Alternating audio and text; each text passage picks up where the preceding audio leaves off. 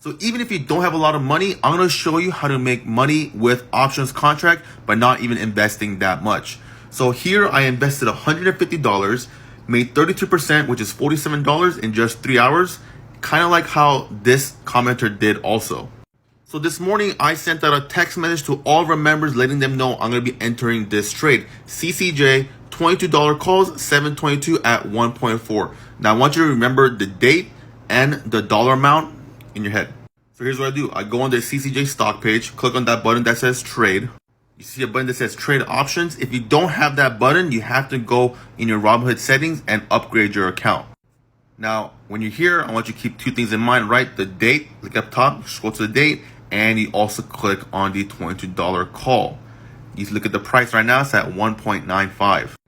And that's because as we bought it this morning, the price is only 1.5. Now because CCJ went up, the price of that options contract is now 1.97, and I can sell it back to the market and lock in my profit of $47. Now, don't forget, guys, we do have a $1,000 to $10,000 challenge starting next month.